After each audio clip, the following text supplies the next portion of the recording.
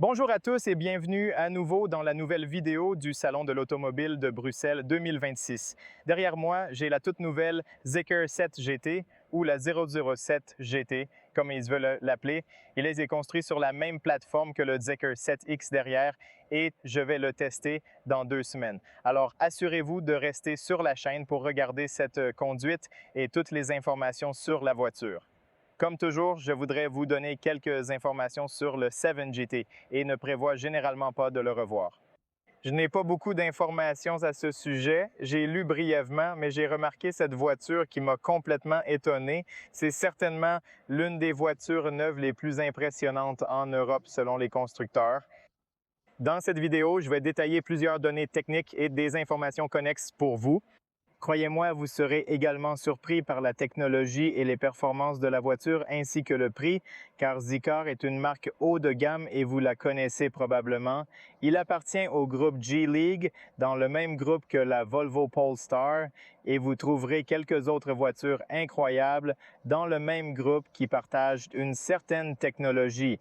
Cela en dit beaucoup à propos de la voiture Zeekr. Quoi qu'il en soit, laissez-moi tourner la caméra. C'était sur le stand au moins il y a quelques jours, la journée de presse. C'était une première européenne d'une première mondiale. Je n'ai donc pas eu le temps de venir commenter et regarder la voiture. Mais aujourd'hui, j'ai plus de temps, donc je peux vous expliquer et vous donner un peu plus d'informations sur la voiture. Maintenant, sur les dimensions, l'empattement est le même que le 7X. Même s'il s'agit d'un SUV, celui-ci ressemble plutôt à une version étatique d'une pose de tir. L'empattement est d'environ 2,92 m et la longueur est de 4,86 m. Vous verrez qu'il est très spacieux. La largeur sans miroir est bien sûr de 1,70 m et la hauteur est de 1,44 m. Le poids de la voiture est de 30 kg sous réserve de disponibilité. Rappelez-vous aussi le moteur et la batterie car il est disponible en deux versions, une version d'entrée de gamme avec une batterie de 75 kWh. Vous avez alors le privilège d'une deuxième longue autonomie et de la batterie de 100 kg que nous avons ici. Il a une configuration gratuite, nous avons aussi des informations, mais je peux aussi vous les montrer ici. Le plus cool, c'est que même sur le stand de Zeekr, ils ont toutes les informations sur leur moniteur, ce qui est génial. Je pense que tous les constructeurs automobiles dans la salle d'exposition devraient ajouter ce genre d'informations. C'est un privilège. C'est la version haut de gamme que vous verrez ici. Il utilise le même langage de conception que le 7X. Vous pouvez le voir devant.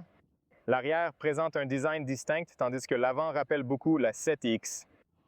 Il s'agit de la version haut de gamme de la série et d'un privilège Lunch Edition. Fondamentalement, il est intégral et le prix de cette voiture est d'environ 60 000 € en Belgique. Mais attendez, ne fermez pas la vidéo parce que ce que vous allez voir dans cette voiture est incroyable. C'est un mélange de Taycan, de Porsche Taycan et d'une sorte de version haut de gamme de Mercedes qui coûtera plus de 100 000 si vous devez le comparer. Par conséquent, pour un rapport qualité-prix, nous fournissons des technologies de performance. C'est incroyable. Quoi qu'il en soit, ce que Zeekr offre, ce n'est pas que je voulais les faire de la publicité, mais c'est vrai et fondamentalement bien, et ils nous donnent aussi quelques informations sur la voiture. Par exemple, les dimensions de la voiture, je vous l'ai dit plus tôt dans le coefficient de traînée, est de 0,25. Vous pouvez voir la conception du spoiler ici. Ils sont ici pour vous donner toutes sortes d'informations. Je vais lire les choses importantes. Un écran OLED de 15 pouces que je montrerai plus tard. Capacité de la batterie. Au fait, je vous ai parlé de deux batteries 75 et 122 kWh chargées en courant alternatif et chargées normalement en courant continu. Ces deux batteries 75 et 100 kW sont toutes deux 480 kW. Il a été construit sur une architecture de 800 volts c'est la dernière, c'est plus rapide, plus efficace, c'est fou. Oui, dans cette gamme de prix de 60 000, c'est incroyable qu'ils offrent une capacité de charge du véhicule jusqu'à 3,3 kW. Il y a une incroyable 23 haut-parleurs à l'intérieur, l'appui-tête aussi à l'intérieur. Et quand on entre à l'intérieur, vous voyez une garde au sol de 14,1 cm. Mais parce que la voiture est équipée d'une suspension pneumatique qui peut être ajustée non seulement manuellement, mais aussi pendant que vous conduisez, comme vous pouvez le voir ici. Pendant que vous conduisez, vous pouvez donc voir qu'en dessous de 77 km/h, vous aurez 20 mm plus haut. Au-dessous de 38 km/h, la garde au sol sera augmentée de 35 mm, puis diminuée de 10 mm. Au-dessus de 95 km/h, elle sera diminuée de 10 mm et au-dessus de 105 km/h, elle sera diminuée de 20 mm supplémentaires, voire pratiquement de 20 mm. Bien sûr, il s'agit d'une traction intégrale avec un moteur électrique, l'un à l'avant et l'autre à l'arrière. Suspension avancée, volant à réponse directe. Donc, ils se disent que le volant est très direct, donc chaque virage est très précis. Je suis vraiment curieux parce que j'aime ce type de volant. Si je me souviens bien, les jantes commencent à 19. Oui, ici jusqu'à 20. Fondamentalement, je pense que c'est certainement 20 car c'est la version haut de gamme qui a aussi des étriers de frein orange, mais vous pouvez aussi choisir entre 5 couleurs. Version d'entrée de gamme.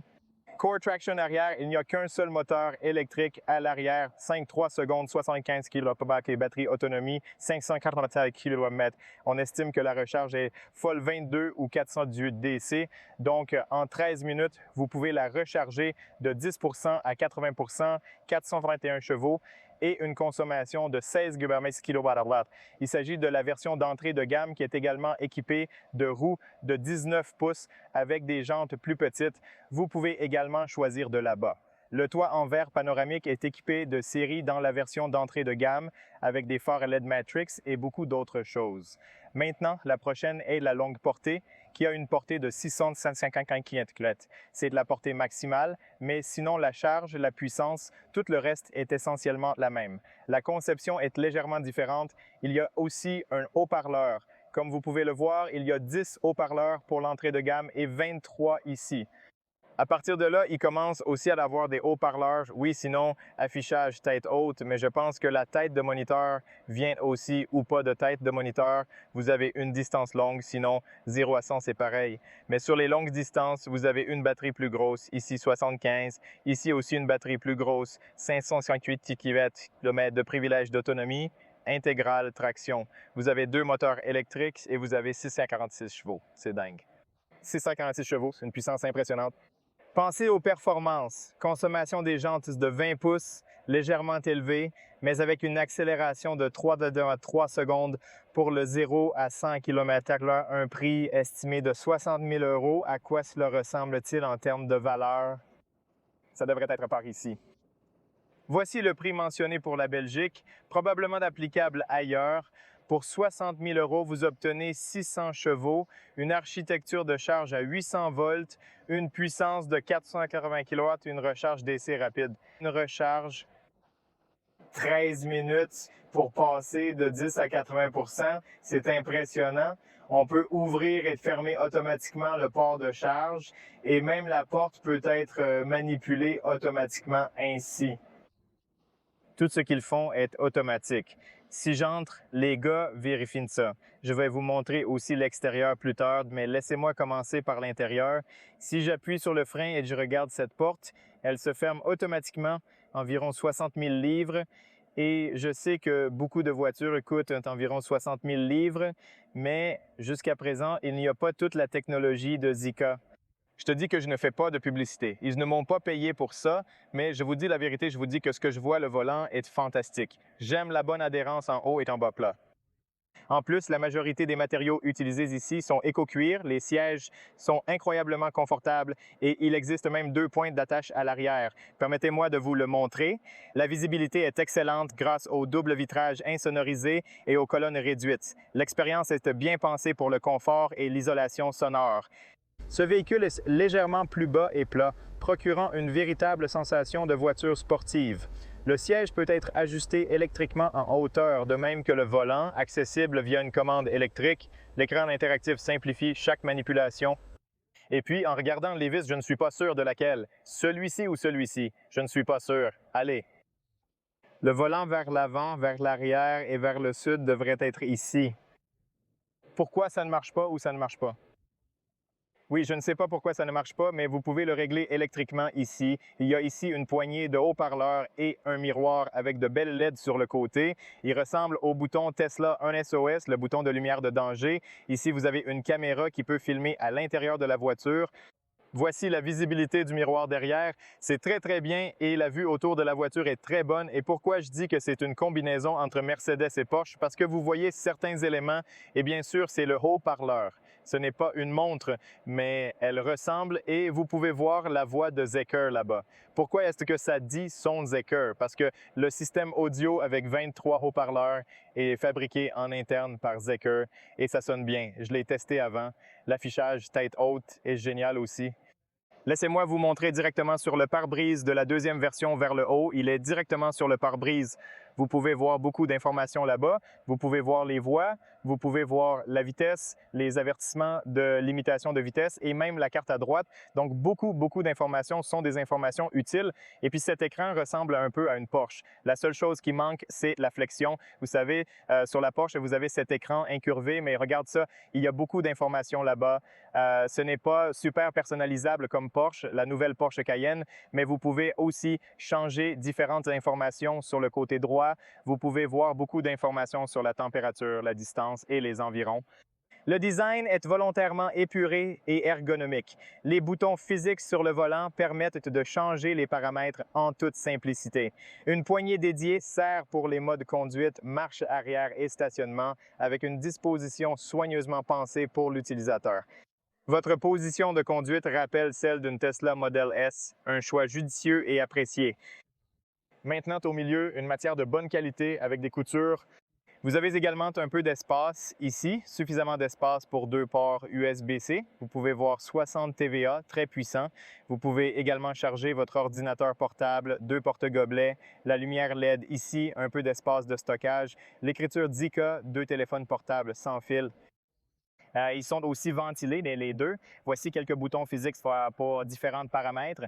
Vous pouvez ouvrir le coffre à partir d'ici, vous pouvez fermer le coffre et vous avez des boutons de raccourci pour le système climatique. Si je me souviens bien, c'est la boîte de Globe. La boîte du Globe, je pense que vous devez l'ouvrir à l'écran si je ne me trompe pas. Mais de toute façon, la qualité ici est toujours bonne. Je l'aime beaucoup, la qualité est très bonne. Le milieu de l'écran est assez grand et la résolution est également assez grande, ce qui est génial. Pour être honnête, ça a l'air vraiment sympa. Regardez, une caméra à 360 degrés vous permet de surveiller chaque recoin autour de la voiture en temps réel avec une vue en 3D intuitive. Cette technologie enrichit votre expérience de conduite avec une multitude d'options. Vous pouvez même voir le moyeu. Par exemple, si vous êtes près d'une courbe, vous pouvez éviter cela.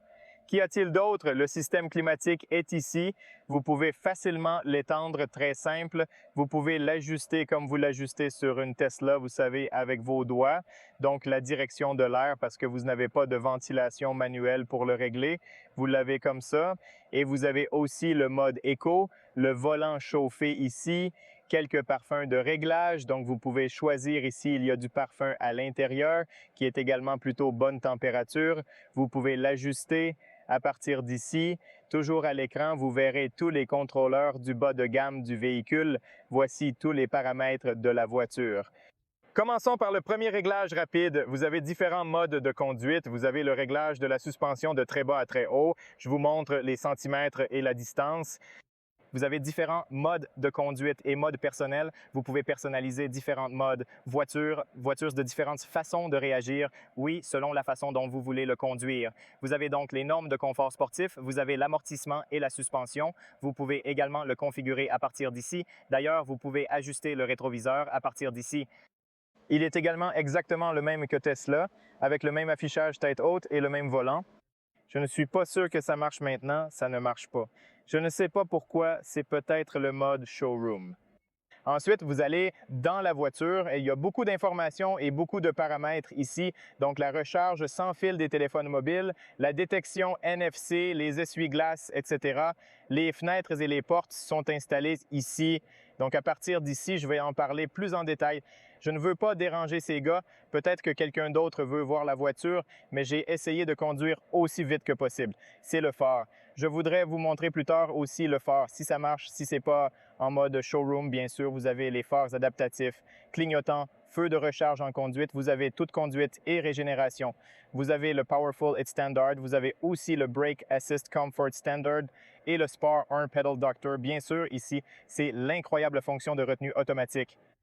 Ici, vous pouvez activer le mode Super Power Saver, le contrôle de traction, l'assistance en descente, tous ces réglages, une tonne de réglages du côté conducteur.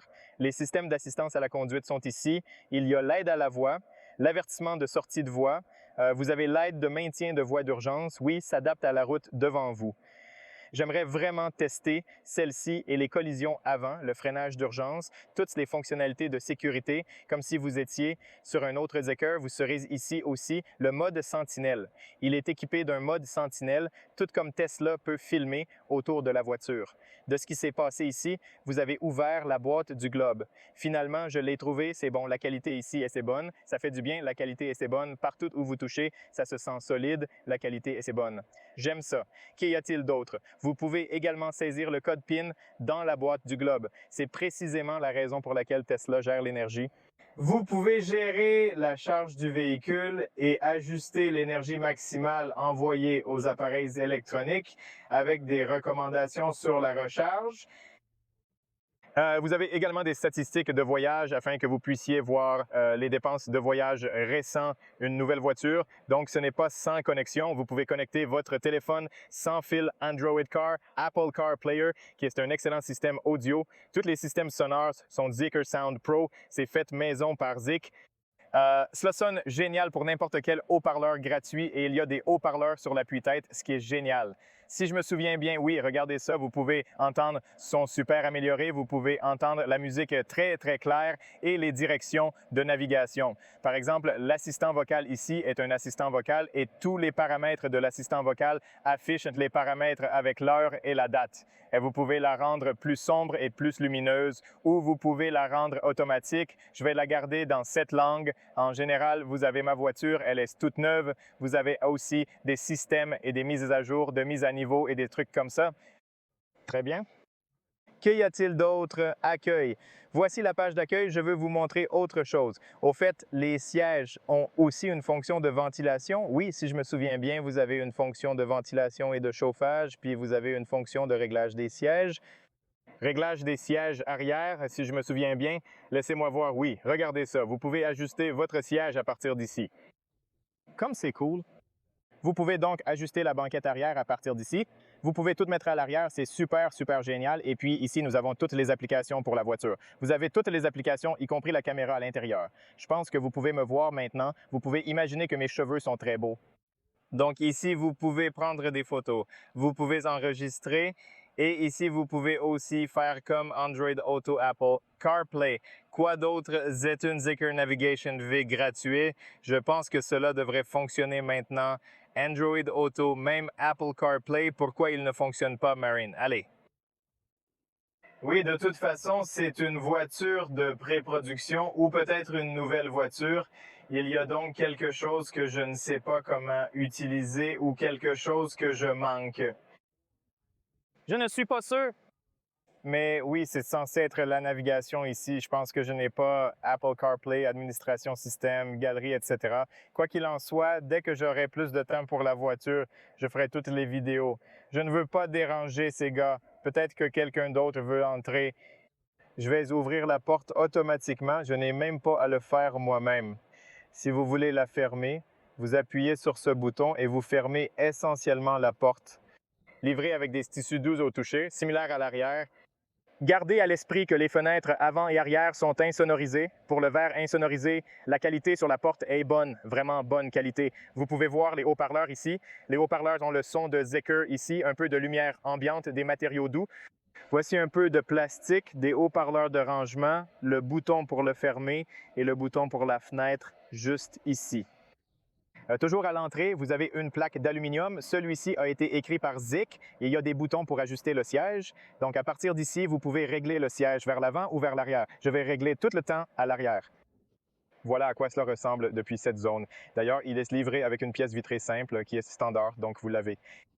Derrière les sièges avant est définitivement de série, très bon cuir souple. C'est du cuir écologique et il y a un plancher plat ici. Il est complètement plat pour l'USB-C et les bouches d'aération, comme une vraie voiture électrique. Cette fois, il y a des éventes manuelles à l'arrière, mais la qualité semble plutôt bonne. Voilà à quoi ça ressemble. Les sièges sont aussi en éco-cuir super doux. J'aime le fait que les sièges sont très doux. Les Megasoft sont aussi perforés à l'arrière, mais je dirais qu'ils sont plus doux en termes de confort de Mercedes. Voici un peu de microfibre Alcantara fixé à l'arrière. Vous pouvez également installer 2 sièges enfants, ici un accoudoir avec 2 porte-gobelets et ici un espace de rangement de très bonne qualité. Quoi qu'il en soit, c'est ce que je voulais faire, juste vous montrer l'espace derrière.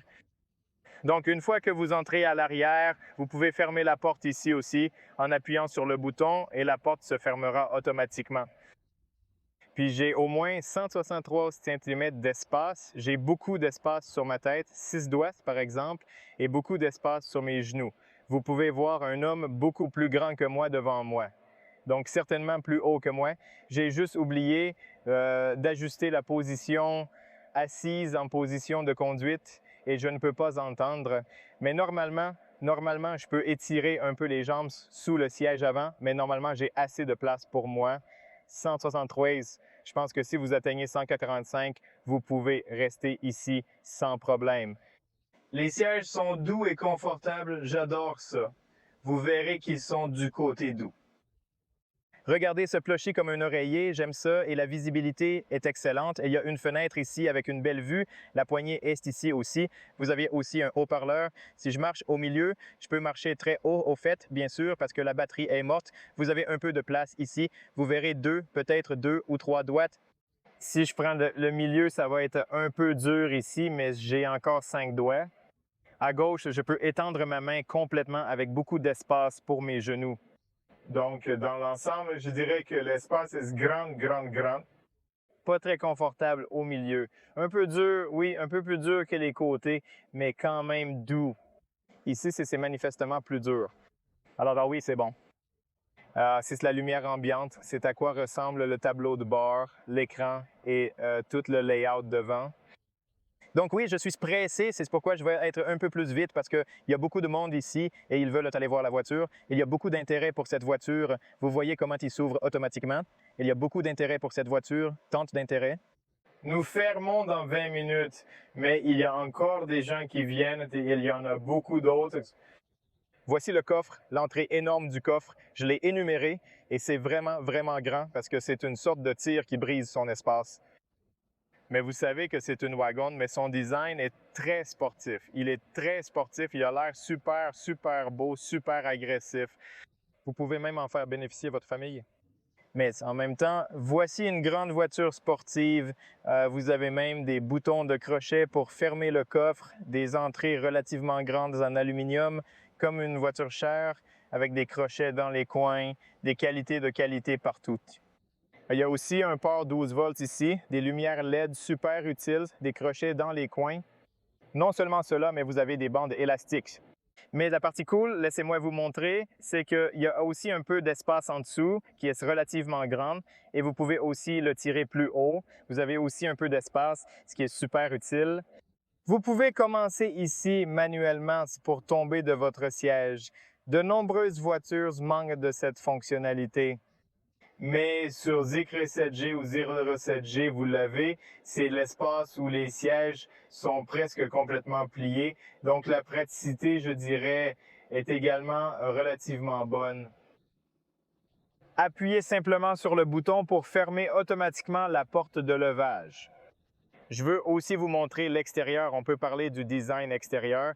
Vous pouvez voir que lorsque le coffre est ouvert, les feux arrière sont là et les feux de danger sont là. C'est quand vous ouvrez le coffre, il ressemble comme ça. Et l'arrière, l'extrémité arrière est très lisse, très arrondie et très large. Je dirais que c'est un look large. Ça a l'air plutôt bien. Il y a une bande lumineuse 7G TLAD à l'arrière qui traverse presque tout le long de l'arrière. Ça a l'air vraiment bien. C'est la caméra de marche arrière et c'est un petit bouton quelque part. Vous ouvrez le coffre, un peu plus bas, les lumières LED sur la plaque d'immatriculation plus la caméra, plus 6 capteurs à l'arrière pour les capteurs de stationnement et les fonctions de sécurité, quelques éléments noirs brillants et un design sportif bas de gamme. Le pare-choc est un peu plus haut. C'est une sorte de double ton. Vous pouvez voir le toit, il est noir et puis vous avez cette couleur bicolore qui va parfaitement avec les jantes. J'aime cette approche des spoilers. Vous voyez, il est divisé en deux moitiés, donc vous n'avez que des ailes des deux côtés. C'est un peu semblable à ce que l'on voit sur la nouvelle Peugeot 408, mais ben j'aime ça.